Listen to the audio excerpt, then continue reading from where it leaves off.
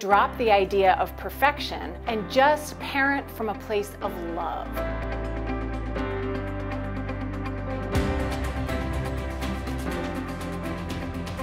Probably the most difficult point in my career was when I moved from Cleveland, Ohio, where I was editing Cleveland Magazine, and decided to face the big bad world of national magazine publishing and moved to New York City. I had a lot of self-doubt. I was very anxious about how many steps back I would have to take in my career. And as it turned out, I didn't have to take that many steps backwards. Getting over, being courageous enough and confident enough to say, yes, I can handle the big leagues, I can handle the big city.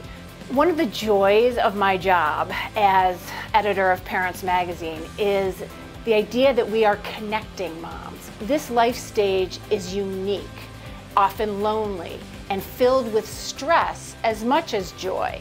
So young moms and dads have 1,000 questions, and they often, particularly in those early months, feel isolated. So Parents Magazine brings that credibility, that authority to answer those health questions, behavior questions, but also a voice and a point of view that says there's no one way to parent.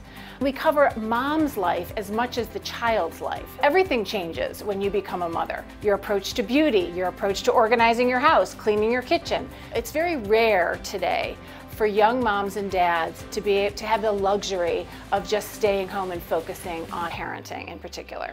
I think a lot of things have changed in the last couple of decades in terms of raising a child in America. You used to have boomer parents who were maybe a little laissez-faire, then you had the helicopter moms of Gen X, and now you have the millennial mothers who read Parents Magazine, and they approach it very educated. They're often a little older than mothers and fathers in previous generations, and they are not necessarily going to listen to the one answer, the one way of doing things. So they want a lot of information, and then they want to make the decision that's best for their family or their child. Inaccessible health care is an enormous stress on American families and factor in people's decision, frankly, to even have children, to have children later in life, to make decisions for their own careers based on, can I get insurance for my family? I think my advice to women who want to rise up in a large company is to be a hand raiser.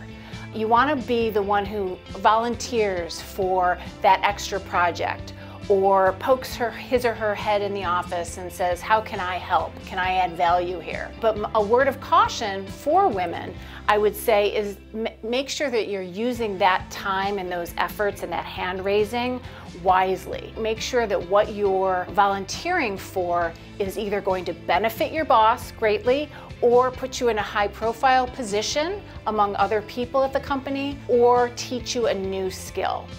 You do you.